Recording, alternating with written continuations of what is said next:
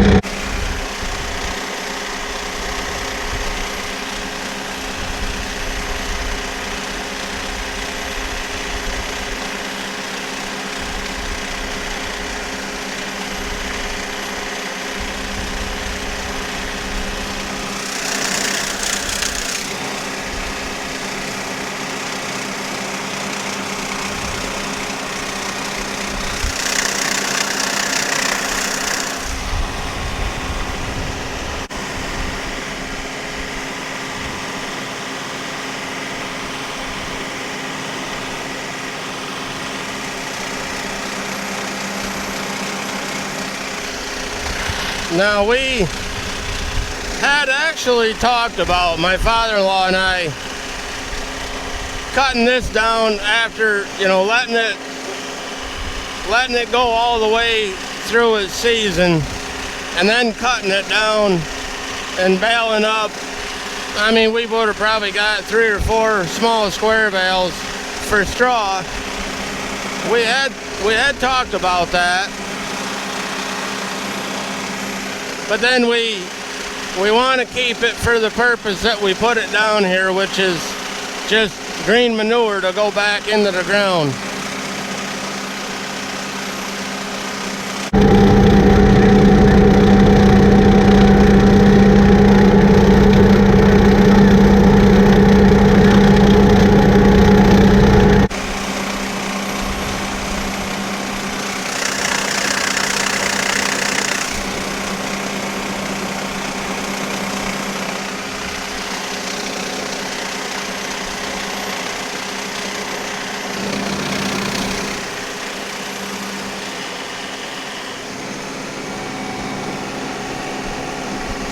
I'm going to take one more swipe off the headland here just to give myself a little extra turning around room.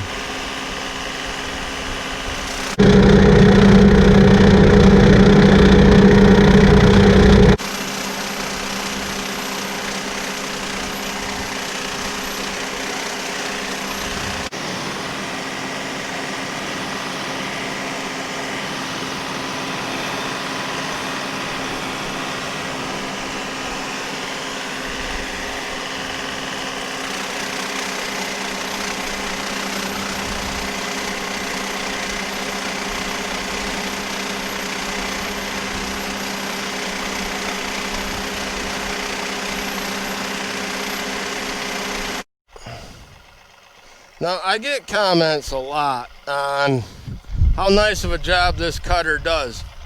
And while I will admit this is probably the 5th different brand of rotary cutter that I've used. My father had an old Ford, then he got a bush hog. I had a Tartar county line. And we also have a white farm equipment 6-footer. We actually just got that deck welded back up. It was getting to be in pretty rough shape. But a lot of it, and this cutter does do probably the best job of any. But if you look at that, how we have the cutter set up, the front is actually just slightly pitched up from the back, which goes against almost all common knowledge of running a brush hog. But we stumbled across this, or my father-in-law stumbled across this years ago, and it does work because it essentially turns your rotary cutter into like a mulching mode, because instead of throwing everything out the back, everything that the front went over, the back is gonna go back over again. But if you wow, that stuff's pretty tall. I didn't realize it was quite that tall. That's higher than my eye match where I'm set at. But don't knock it till you try it. Try running your cutter like that. Just one time, try it, and I think you'll be amazed at the results. Because I have comments all the time that, I must sharpen my blades a lot. I must keep them sharp. And honestly, I've never touched these blades, and this is the 3rd season with this cutter. But it's just the way we set them up. It works for us. It might not work for everybody. If you're running a large cutter that's, right at the limit of your available PTO horsepower, set up like this might not work, because this does require horsepower to run them like this, because you're basically cutting everything that you go over twice or more. I don't know, however you want to look at it. But anyway, I just wanted to take a quick second and show everybody that, because I get comments a lot. anytime I post pictures of where I've cut or videos, you know, I always get a comment on how nice the cut come out. And that's what we attribute it to, is how we set our cutters up. So, you know, give it a shot, try it. I think you'll be surprised at the cut quality.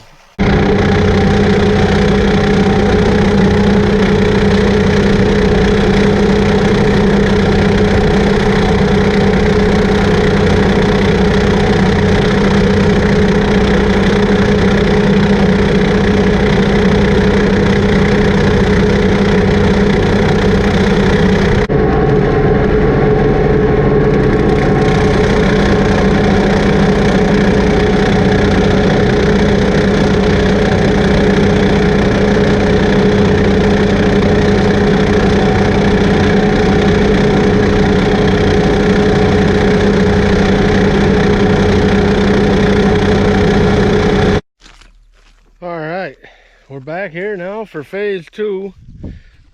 I've got the discs on, and I did set them back to fully aggressive, but even with that, you know, as I've said before, they do a amazing job for what they are, but they are light. So this will probably take at least 3 or 4 passes to get this turned in pretty good. But it's not like I don't have time. Wife went shopping, daughter's at her cousin's, so it's hot, man alive. It is well, it feels like temperature at the house said 91. It's 86 is what it said at the house, and that's only, you know, half a mile down there, straight down that way. But I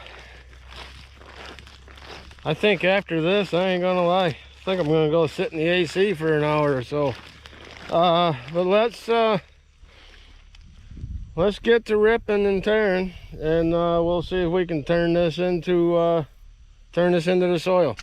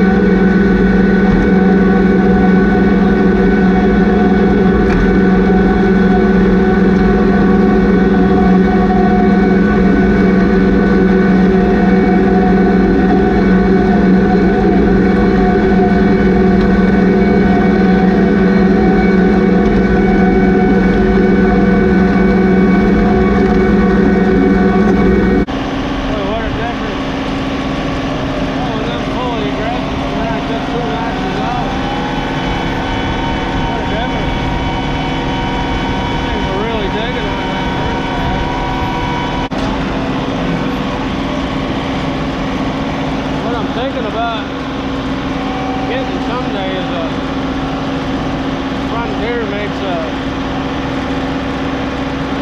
like 6-foot set of offset discs. I think I'd like to try it.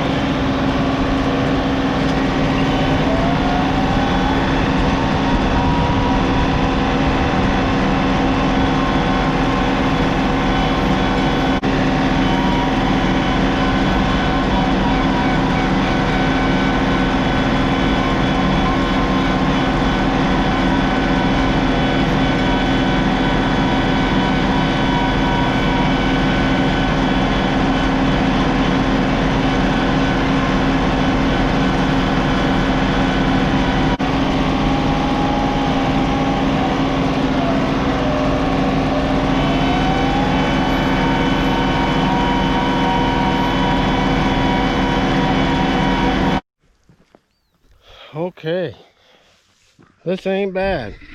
I mean, this is broke up pretty good. Soft. Man, that first pass through with them set fully aggressive.